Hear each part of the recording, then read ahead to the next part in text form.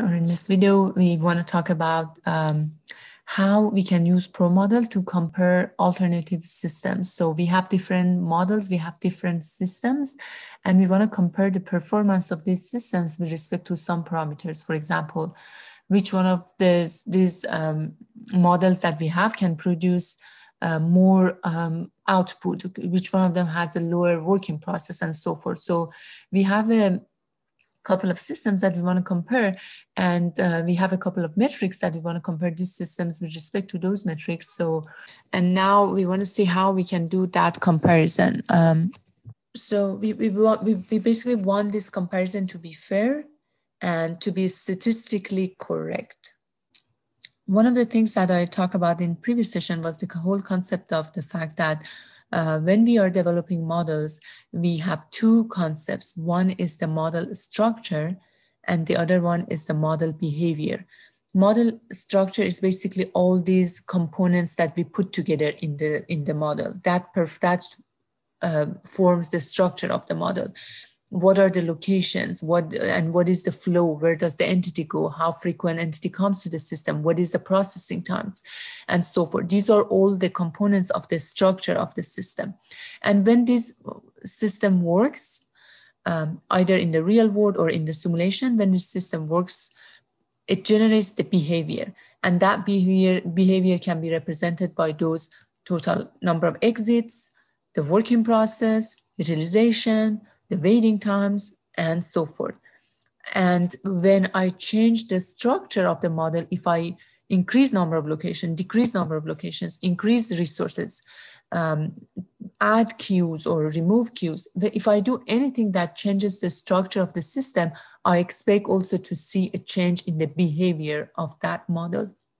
And in basically every modeling work that is done in research in the literature, the idea always is to see how that structure affects the behavior and what we can do to the structure to improve the behavior.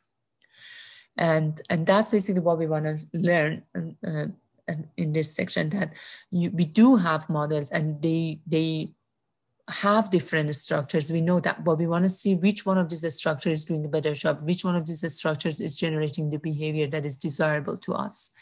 And as I said, that those are the questions that a lot of you are facing in your senior projects. So in your senior projects, most of the time, you have modeled the current state of the system. But now, depending on the behavior that you have observed, if you see high utilization, low utilization, not enough exits, and so forth, you have come up with some ideas how you can change that structure to get the desired behavior.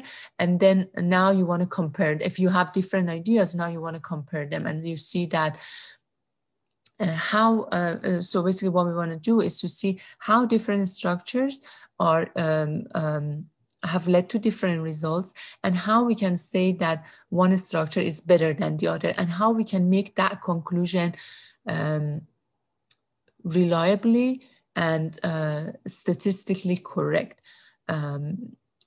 So that's what brings me to my question, that imagine you are manager of a bank and you have the current model, the current structure of the bank, and you get a specific number of exits.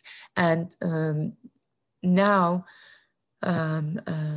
you have made some changes. Maybe you have increased the capacity of the evading area, or maybe you have hired one more agent. And now you want to see if that can affect or can increase the number of customers that can process a day, if it has been able to increase the number of customers that have been processed in a day. And to be able to do this, what you do is that, okay, on Monday, you let the bank run under the current scenario, under the current structure. Whatever is there, you let it be, and then you let the bank run. At the end of the day, you count how many customers you process in that day.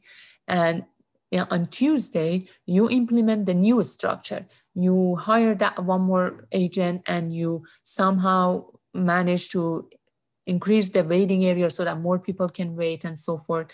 And you let the bank also run on Tuesday. And again, you count number of customers that have been able to be served in the bank in that day.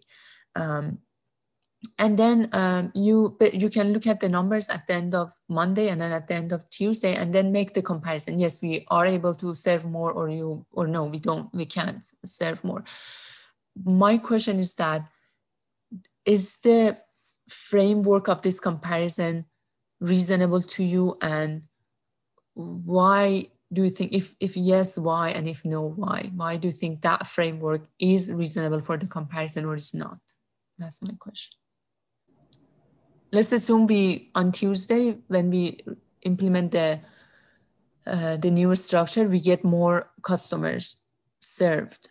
Is this enough that I conclude that, yeah, the new structure actually can help us to serve more customers? So let's go with that. Is enough for us to make that conclusion? One additional reason that this comparison may not be as fair, or maybe some change that we can make to make the comparison a better comparison, is that so if I just look at one day, on Monday and Tuesday, and on Tuesday I happen to have served more customer, and I just want to use that as a base, then you may question that, okay, what if on Tuesday I just happen to get more customers? So I have served more customers at the end of the day on Tuesday because I had more customers coming to the system in the first place. On Monday, it just happened that I didn't get many customers on Monday for whatever reason. So at the end of the day, I didn't serve that number of customers just because not many people came to the system. So that also can be one reason that why you on Tuesday you provide the service to more customer or less customer. What if you get more customers in that Tuesday? What if you get less customer in general in Tuesday compared to what you received on Monday? So there are a lot of other things that can happen in this system. What if the customers that came on Tuesday just happened to have works, I don't know, related to loans and things like that took forever to be done, and just the agents were busy for a longer period of time, so they could process less customers, or more customers, and at the end of the day, I had less customer exiting the system. So I can't just conclude that, oh, the new structure is not good. It just happens that the customers that I received that day needed the work that consumed agents for a longer period of time. So that's why they couldn't process that many customers on Tuesday. So I can't just look at this and conclude that I had that the second structure is good or bad. So if we had all the power in the world, an ideal situation would be to say that, okay, I look at the structure and the system on Monday, and if I could just repeat everything that happened on Monday, I would repeat it, but use the new structure. So by that, I mean, if I could have the same customers that came on Monday to come to the system on Tuesday, if I could have the inter-arrival that has happened to be the exact those numbers, if I could have the customers to need to do exactly the work that they needed to do on Monday, then I can make sure the whole system, the whole thing that is happening on Tuesday is the exact same of what have happened on Monday, and then in that scenario, then I can put the two different structures and see which one of them is doing better. Then if I see any different, I cannot blame it on the fact that, oh, on Tuesday, I just happened to get more customers, or on Tuesday, I just happened to have customers who needed to do things that took forever. So then I can say, okay, the arrival of the customers and the work that they need to do is the same on both days. And the only thing that is different in these two runs is the structure of the system. On Tuesday, I just hired one more person and expanded the space of the queue. So the only thing that is different between the run of the system on Monday and the run of the system on Tuesday is the structure of those two systems. The rest, the arrival of the customers, the work that they need to do is exactly the same. So if I see a difference between these two outcomes, between what happened in the system on Monday and on Tuesday, then that difference can be contributed to the structure. Then I cannot say, oh, I just happened to get more customer or less customer, or they just wanted to do things that took longer. I can't bring those arguments at all. Then if I see any difference in the behavior of the system, in the outcome of the system, in working process, in the waiting times, in the utilizations, if I see any change, any difference between the behavior of the system on Monday and Tuesday, then I can definitely attribute that to the structure of the system, and I can then conclude reliably and correctly that one structure is better than the other or not. So that's what we want to be able to do today, to see how we can make sure that the conditions that these systems or these structures are running under is similar. So then the differences that we see in the behavior of these systems are purely attributed to the structure of these systems. Okay. So let's see how we do that. Before we get to that, let me just review one more time. In previous session, I asked you guys to please create 3 models for today. One of them was the fast food model that we learned in week 7, and I wanted you guys to just save it as a new model in the folder for week 9, for the week we are in right now, and just consider that as scenario 1. So that's the scenario where we had the customers to come in, and then they, depending on if we are still in the working hour, they come to the waiting area, and then they go or place their order, they do their payment, and then finally they pick up their food, and then they go. Okay, so we model this system as a terminating system. So that's going to be still the first structure that I want to look at, the scenario 1, I called it. In the second one, I asked you guys to save this model as another model in the same folder for week 9, call it as scenario 2. And in this scenario, what we want to do is to have one agent that takes care of the ordering food and payment, and then there is only one other person that takes care of the pickup. So ordering food and payment is done by the same person. So for ordering food and payment, we are using one person. The same, still the processing times are there, but we are just using one person to take care of those. And I wanted you guys to create the scenario for that. So in scenario 2, the customers come in. If we are still in the 8 working hours, the customer comes to the system. The customer goes to order food and take care of the payment. And here in this line, so after the customer goes to the waiting area, from there the customer goes to this location, which I called order food and payment. And then in that location, the customer does the waiting for both ordering food and the payment. And here, actually, we can use comments to specify,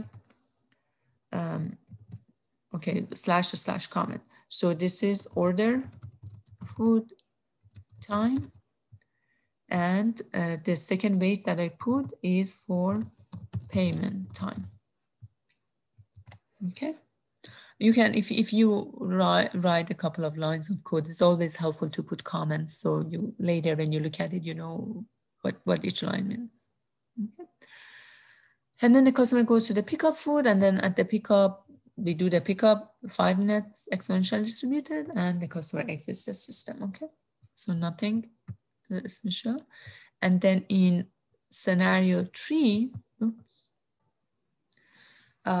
I wanted you guys to make another change to the structure of the system. So after the customer comes to the order food and payment, does these 2 with the agent, then I wanted you guys to create a queue with capacity of 3 that's going to be pickup queue.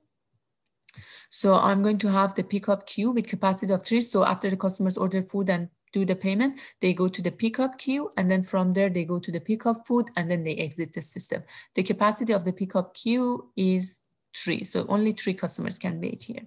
And here, just for the pickup queue, make sure that it has the capacity of only three customers are waiting, can wait in that queue.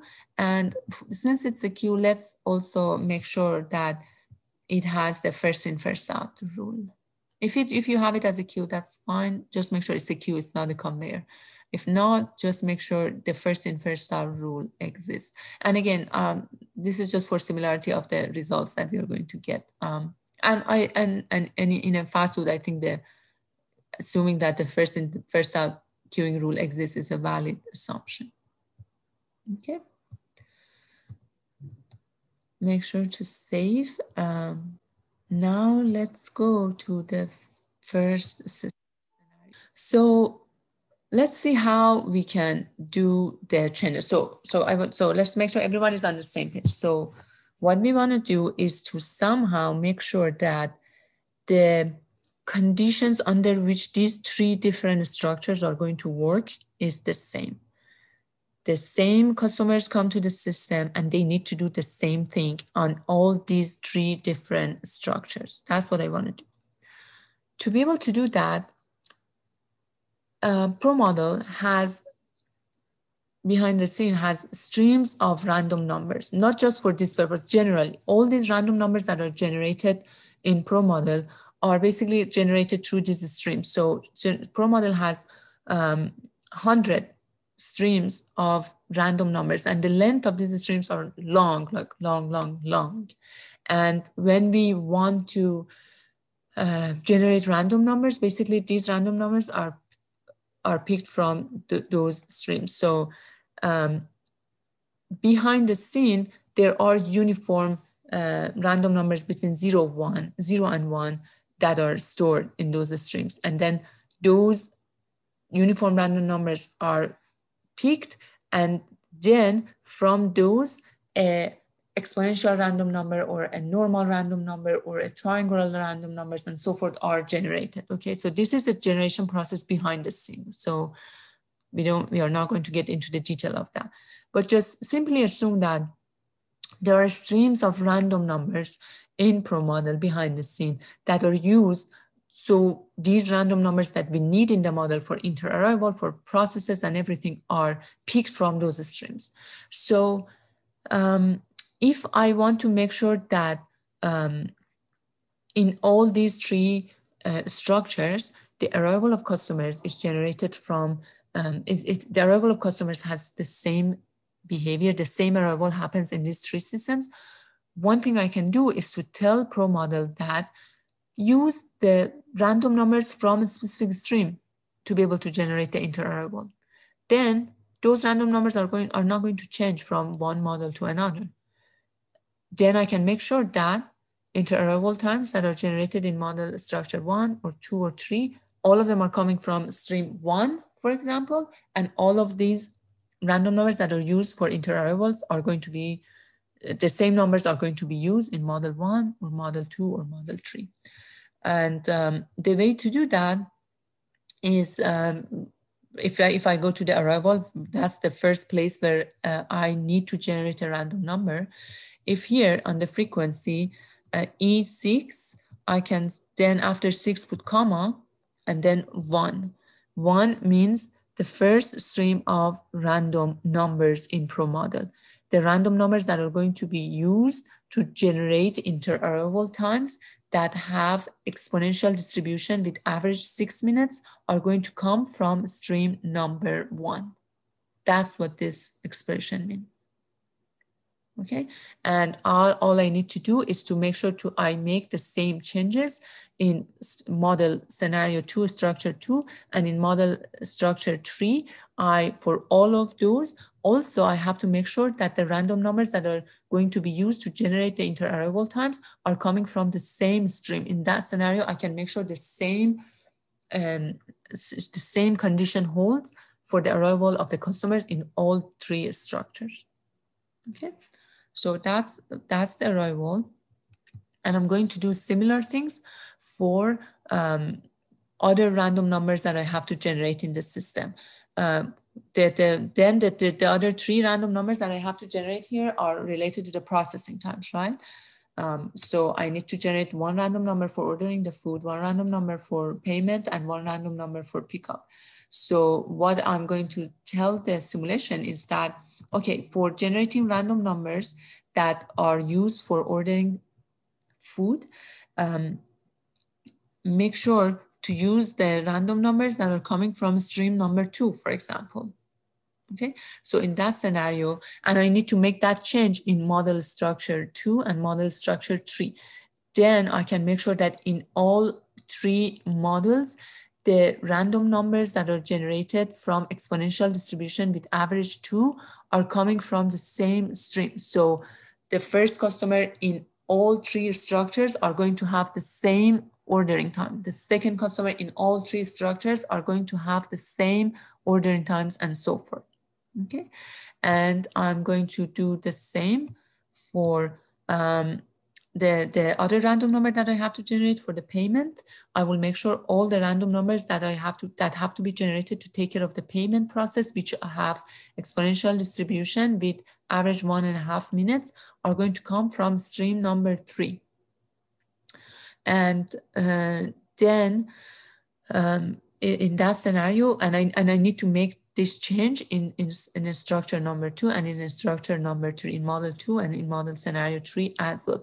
That in that case, I can make sure all the customers who come to the payment to get to always the first customer that get to the payment in scenario 1, 2, 3 have the same a random number for payment time. The second customer that gets to the payment in scenario 1, 2, 3, they all are going to have the same random number that going to represent their payment times, because all these random numbers are going to come from another stream of random numbers, and that's the stream number 3. Okay, and I'm going to do the same for the last place where I have to generate a random number, pick up food. And right here also, I tell the simulation to generate the random numbers from stream 4. So when you want to take care of the pickup food, so when you want to generate a random number from exponential distribution with average 5, to be able to do those, pick these random numbers from stream number 4. And again, there are a bunch of random numbers in that stream. And then I write this condition. I will make sure that the first customer that gets to the pickup food in system 1 or 2 or 3, all of them are going to have the same time for pickup food. When the second customer gets to the pickup food, all the second customer in system 1, 2, 3, all of them are going to have the same time, the same processing time for the pickup of the food, and so forth. So that way I can make sure that the structure 1, 2, 3 or scenario 1, 2, 3, all of them are going to face the same arrival of the customers, and these customers, when come to the system, they have similar random numbers for the ordering of the food, for the payment of the food, and for the pickup. So when I run this simulation under this scenario, then I can make sure that whatever change I see in the behavior of the model, those are attributed to the structure of the system. And as I mentioned, there are 100 streams of random numbers in simulation, so you can use 100 of them. So you don't need to necessarily use stream of 2 or 3. I could just say stream of 20, for example. Use the random numbers in a stream of 20 for generating the random numbers that can capture order food. That's fine. The only thing you have to make sure is that the ordering food in the second structure and in the third structure or scenario also use the same stream for generating the random number. That's perfectly fine. Here, for just simplicity, I use a stream of 1, 2, 3, 4, but as I said, there are 100 of them, and you can use any one of them. That's fine. And Professor, if it was normal or uniform, it's the same procedure, just a comma and then we Exactly. Just put comma at the end and then put the stream number. Perfect. Thank you. Sure. Okay. If you guys have made the change in the stream of random numbers, so let's go to simulation options. And before I run, first of all, I want to run this, let's say for 25 replications. I don't think this took long to run, but I want to run it for 25 replications. And also one other thing that we have to do here is check common random number generators. This basically scenario that I just talked about is under the umbrella of common random numbers. So that's what this whole situation, this whole scenario that I explained to you guys means. So to be able to use those features, I need to check common random number generators before I run the simulation. So do that, and I want to get 25 replications, and let's run. Okay. So if we go to variable summary, for example, okay. So this number of customers that have been served in the system obviously is this, right? So I'm not going to look at the total exit here. Can someone remind me why? In the terminating system, why do I have the difference between the total exit that I get here and the number of customers that have been processed here? Because some people left without going through the systems. Yeah, because some people came in that after 8 hours of operation, where the system is still working, but to process the customers that are already in the system, we don't let any new customer to come in. So they come to the system, but they immediately go to exit. That's why here I have more exit, because some of them are those that came after 8 hours of operation and they directly went to the exit. However, the number of customers that were actually came to the system and were processed is about 73 point something, okay? So I wanna, okay, first of all, let's just consider the process, just for the sake of simplicity of the screen, remove the arrival variable. So I just wanna see process, and I wanna see all of the replications. Okay, so these are the replications that I have. And as you can see, the numbers have gone all over the place from 66, 65, all the way to 88 and 89 and so forth. Okay, so you see how variable these numbers are, the range, when we have different random numbers and so forth. So, so what I want to do now is I want to save these results, because remember at the end we want to do a comparison. So I want to save these results, and to be able to do those, I'm going to export these results. So export data chart report.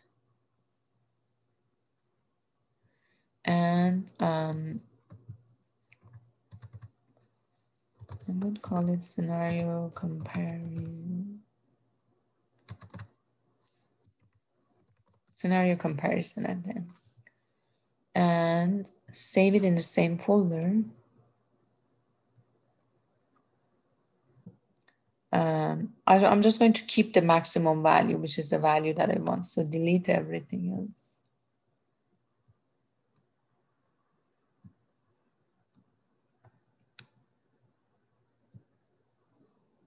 Okay, and for the column, put scenario 1 or structure 1, anything you want. That's I can also get rid of this. Okay, so you can put scenario 1. That's the number, right? Make sure to save. So you want to keep this Excel file. So those are total number of customers that have been processed in a day under scenario 1, under 25 replications. Okay.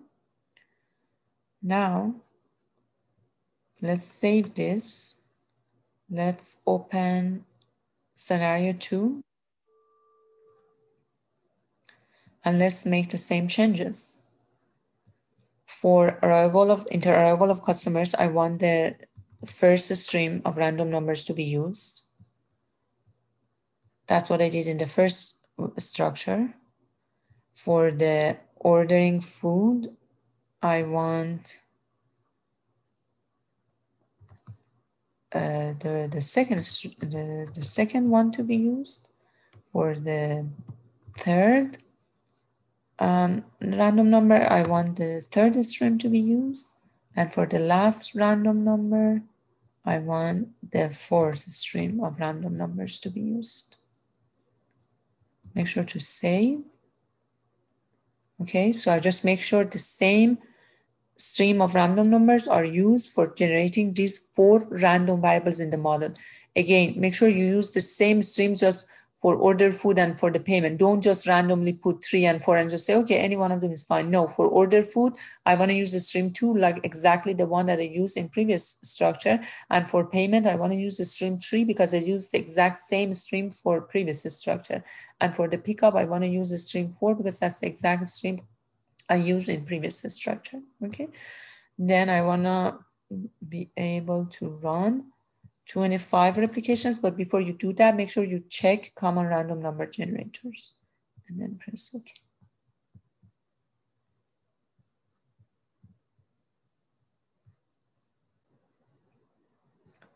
Okay, and then I go to variable summary again, and I uncheck arrival.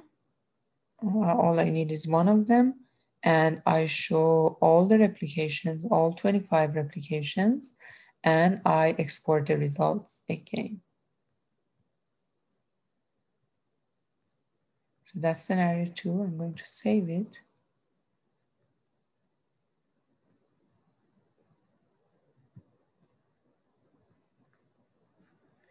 And from this scenario, I only pick the maximum value. Just pick that column, maximum value.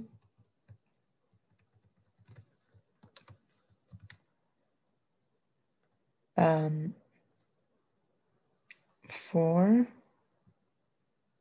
and paste it in the first Excel file that you created when you got rid of the others. So I'm just going to paste it here as the second column. I'm just going to change the heading to scenario 2.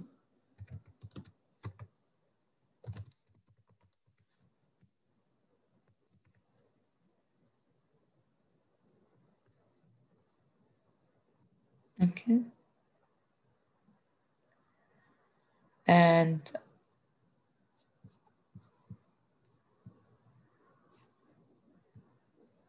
I'm going to close this Excel file.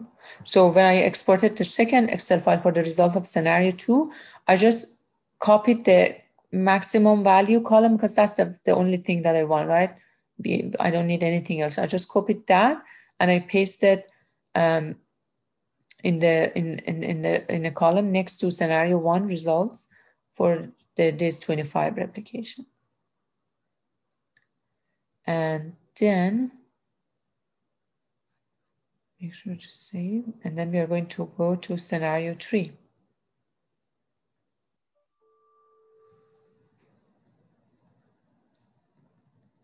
And I'm going to do the same in scenario 3 for the arrival.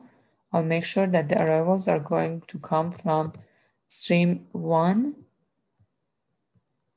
then the second random number in the model, which is related to ordering food, is going to come from scenario 2.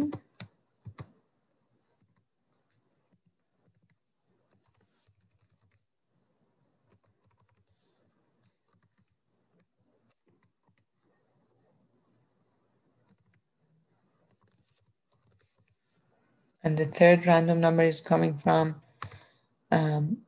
stream 3. Yeah, the second random number comes from stream 2, and the third random number comes from stream 3. And where's the first random number again?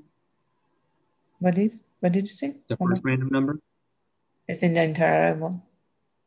Oh, there we go. That's what I was missing. Thank you. And then the last random number, or the fourth random number, is coming from stream 4. And after making those changes, make sure to go to the simulation options. I want to get 25 replications and make sure to check common random number generators.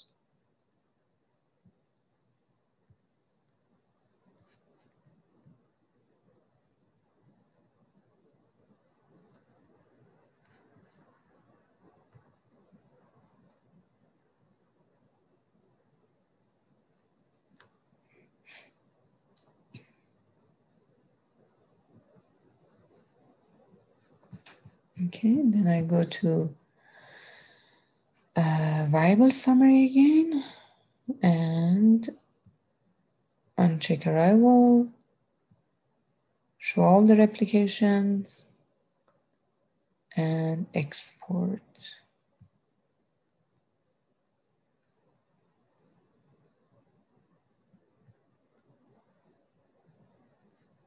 That's scenario 3 results.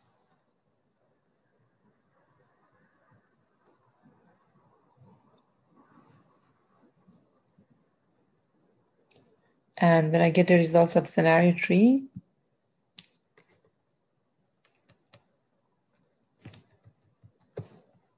again, I'm just going to copy the maximum value column and paste it next to the other two scenarios, the results of the other two scenarios.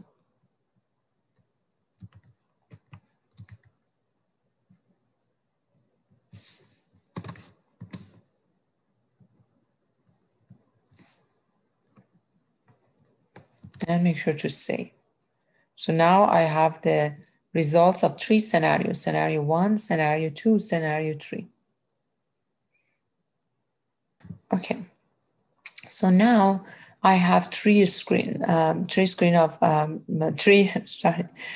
have 3 scenarios. I have 3 different structures that I want to compare, and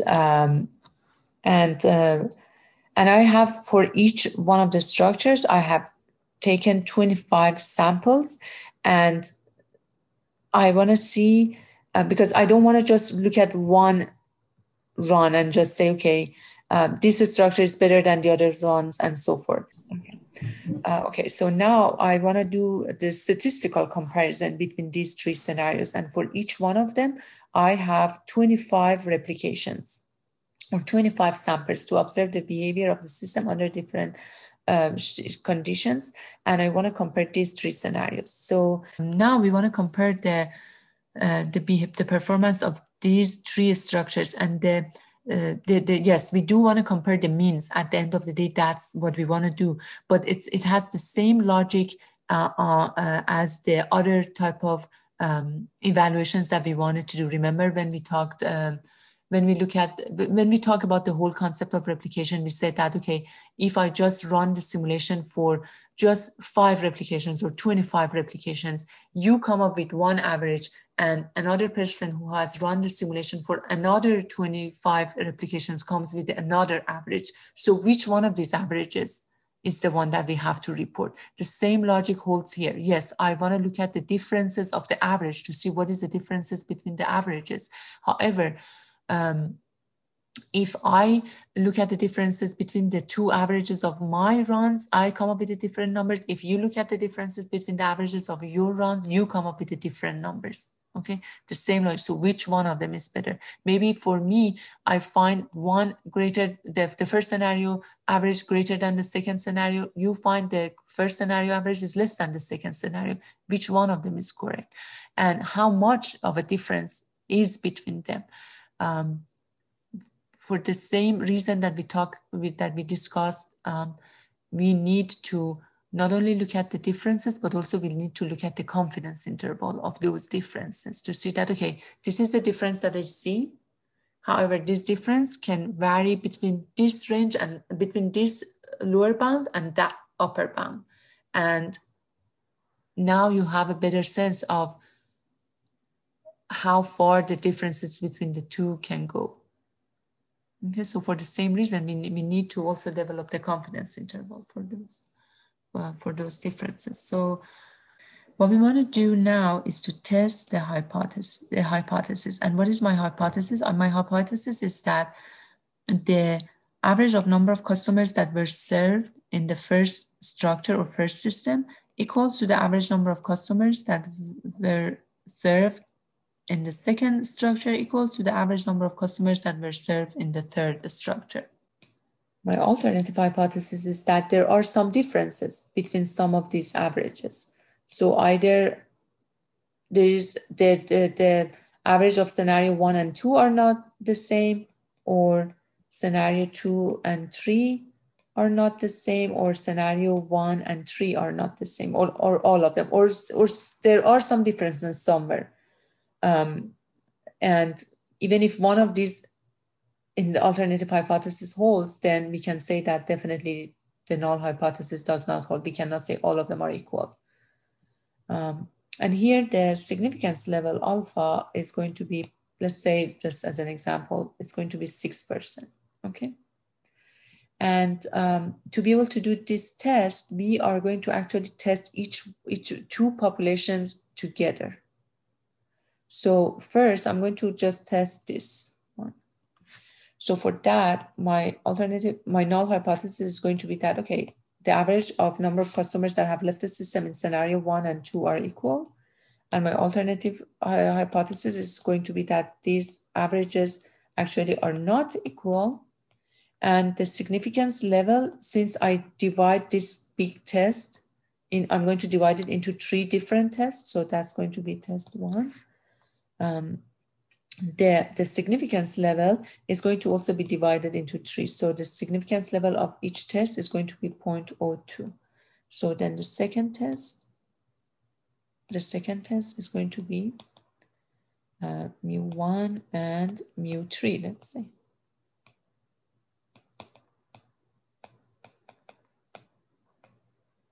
And then the third, and with alpha of 0.02. And the third test is going to be comparing scenario 2 and 3.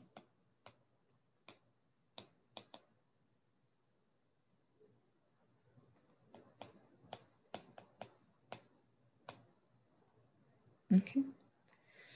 And now to be able to do these comparisons, one way is that instead of looking at each population separately, I can look at the differences between the populations. So let's go here. And what I want to look at is the differences between the scenarios. So here I'm going to say scenario 1 minus scenario 2. Okay, so for the first replication, what is the difference between scenario 1 minus 2? So that's the number of exits in this scenario. So how different they are from each other. In the second replications,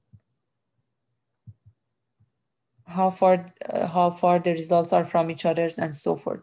So for each one of the replications, I'm going to look at the difference, and I'm going to look at the what happens in this difference that I see between scenario 1 and 2. Okay, so I'm going to look at the outcome or the behavior of the two scenarios, scenario 1 and 2, with respect to number of customers that have left the system, and I'm going to look at the difference of them. Good. So, and this is the column that has the difference. Now, for these columns, I want you guys to tell me what is the average of the difference. Average.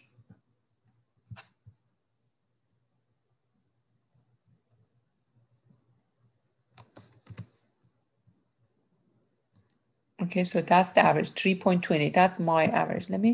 Average is finally 3.28, and you're looking at scenario 1 minus scenario 2, and it's positive. That means on average, scenario 1 has been able to process about 3 customers more than scenario 2, correct? Okay, so we have that. However, with the same logic that I said that we discussed in previous sessions, if we run these simulations for different number of replications on different computers and so forth, we may get different results. And the question is that, okay, which one of these results are reliable? And then I shouldn't just trust on reporting the average. I also have to report a confidence interval for this average to say that, yes, On average, in structure 1, we process 3 more customers than structure 2. And this number, I know this is an estimation I got after observing what happens in this system in 25 days or 25 replications. And I know if we change number of replications, this number is going to vary. However, this number is it's not going to vary maybe too much. It's going to vary between this and that. Or no, this number is actually going to vary a lot. It's going to vary between this number and that number. So we do want to report that confidence interval always in statistics. When you take samples, when you report average of your samples, you also want to report a measure of variability in your samples, and that confidence interval and things are going to help you with that. So I need them to report the confidence the confidence interval associated with that. And remember, we said that we do have an average of our samples, and we construct an upper bound, which is X bar plus T distribution and S over square root of N. And here, N is obviously my sample size, which here is 25. For the T distribution, I need 2 parameters. I need to look at T of N minus 1 and alpha over 2. And then S is the standard deviation of these column of 25 replications that I got. And I do the same to get the lower bound. I need to deduct the same value from X bar. So X bar is the center. I add this value, I'm going to call it E. I add this value to X bar to get the upper bound. And I deduct the same value from X bar.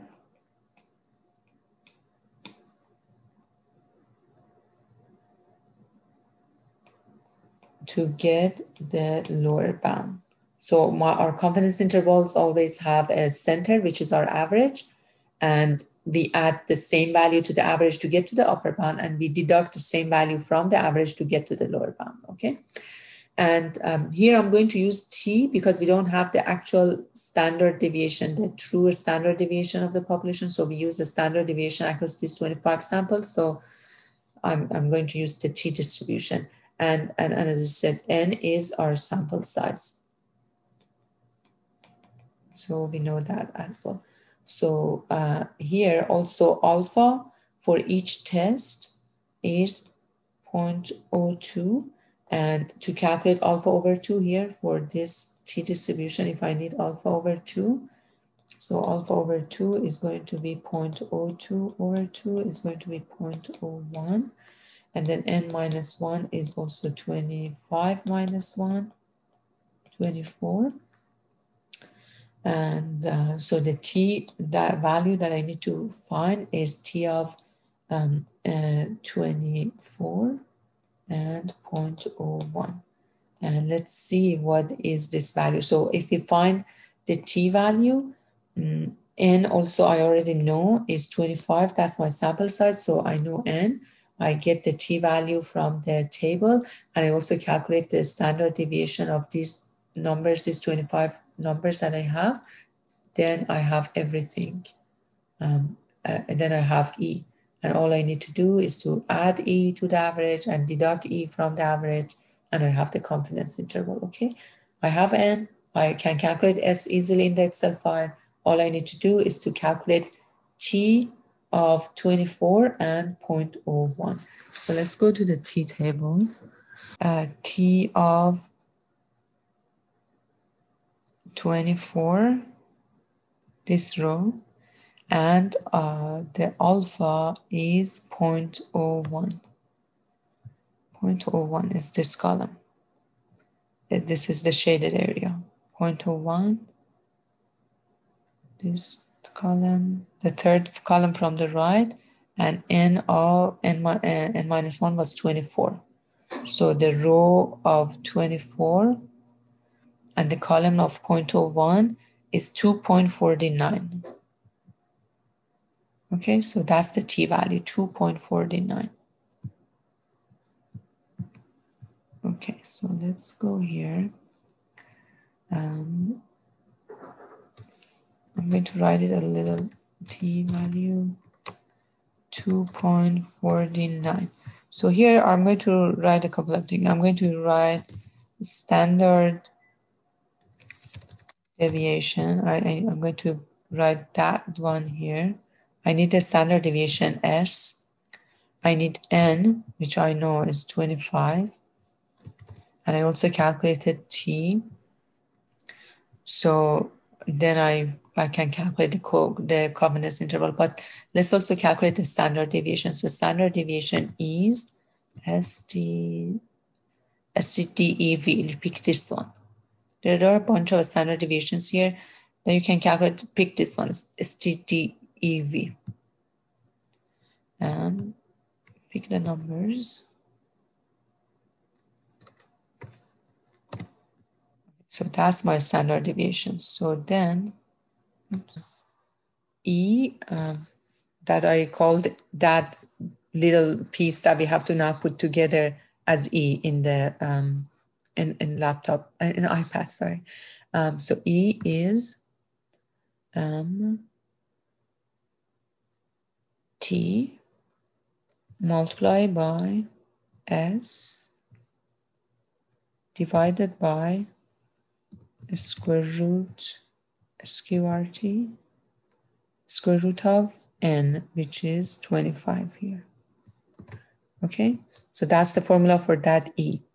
So I remember in the formula for the E, in the numerator, I had T multiplied by S divided by square root of N. And that's what I get. Okay, so that's E. Then for the lower bound, LB, I need to deduct the E from average. Remember, the lower bound is X bar minus E. So average X bar minus E gives me the lower bound, and upper bound is X bar plus average is average, X bar plus E. So the upper bound is X bar or average plus E, which I just calculated here, okay? So I have the average X bar, 3.28. I calculated E, which was that piece, T multiplied by S over square root of N. I calculated that. Now, lower bound is X bar minus E, upper bound is X bar plus E. So now I have the average, and I have the lower bound and upper bound. How do you calculate? Now, with average and lower bound and upper bound of the confidence interval, and given the alpha here, this is a 98% confidence interval. Okay, so our alpha is 0.02. So our confidence level is always 1 minus alpha, which is not, so now our confidence interval is a 98% confidence interval.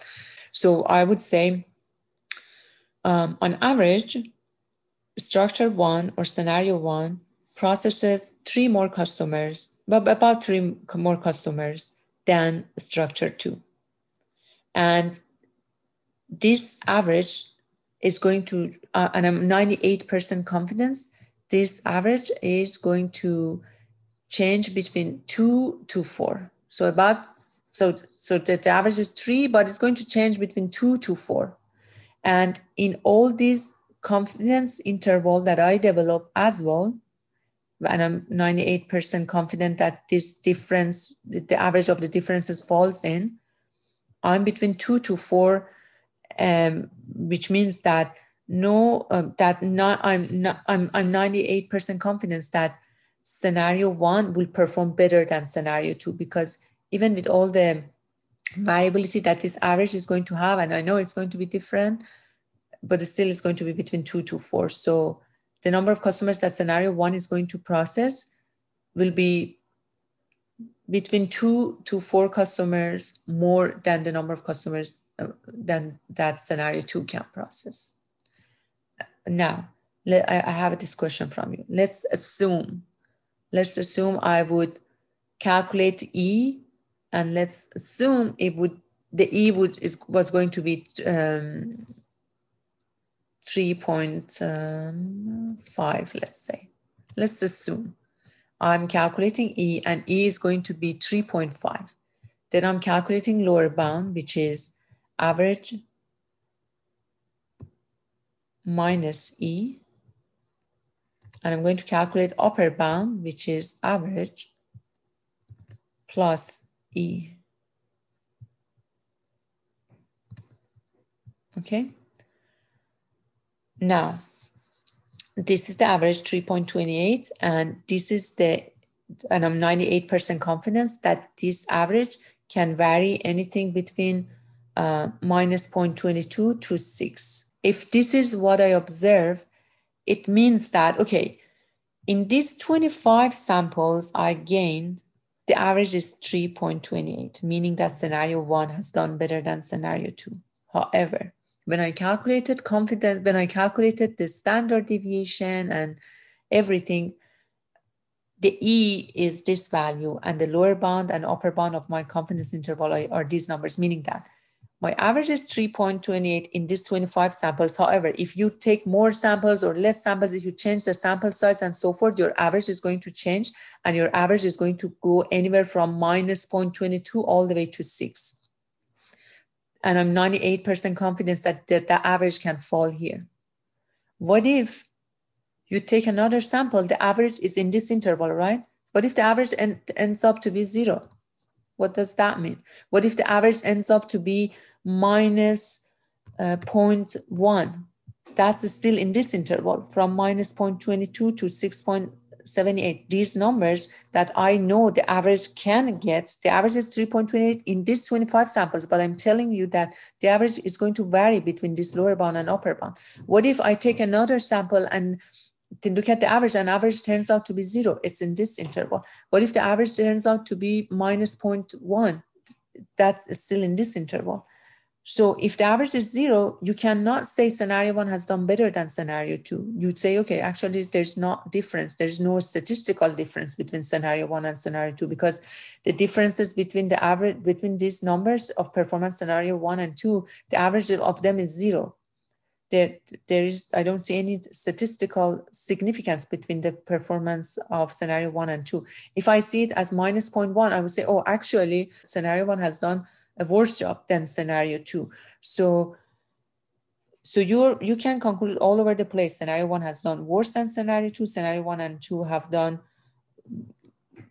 similar jobs, or I don't know if it's 3.28, scenario 1 has done a better job. So if that's the case, then I cannot just say that, yes, scenario 1 is always doing better than scenario 2. I would conclude that, no, these two, they are not equal. So that's what I would conclude, that they are not equal, and the difference can be all over the place. Okay, but here, if I'm looking at this scenario, I would say scenario 1 is doing better, and I'm 98% confident that scenario 1 is doing better. But here, no.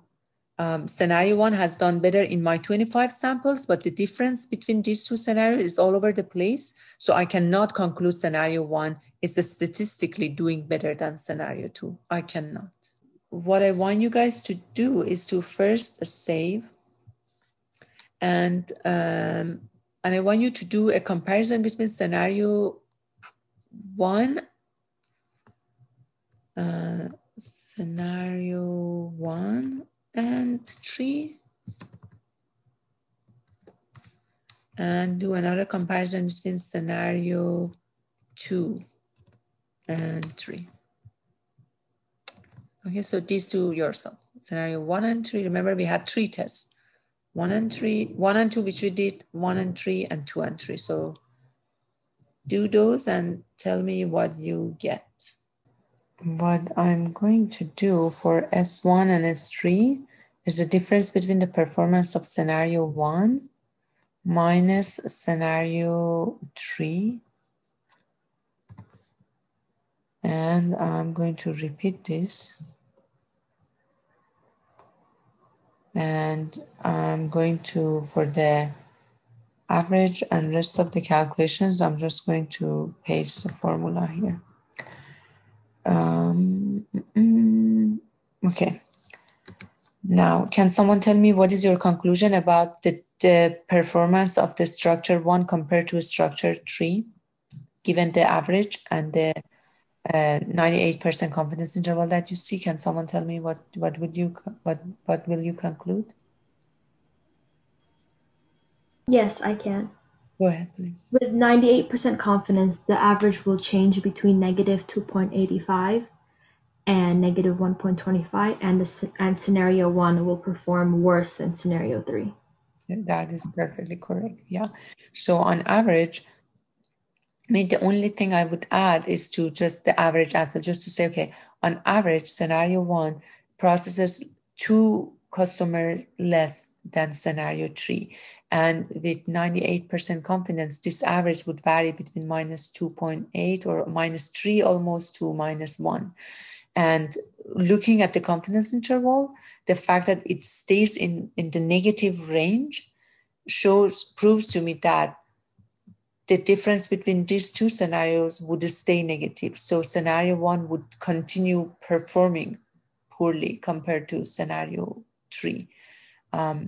So yes, the average number of customers that we process in a day in scenario 1 is less than scenario 3. I can say that statistically, that statement holds. Statistically, it's correct. And then the average and the confidence interval that you have are the backup for your claim. If you and scenario 2 minus 3.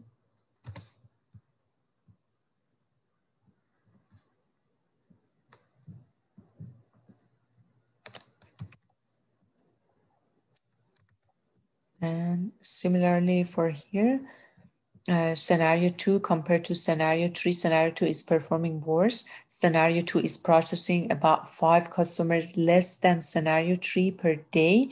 And this difference is going to change between about minus 7 to minus 4 almost.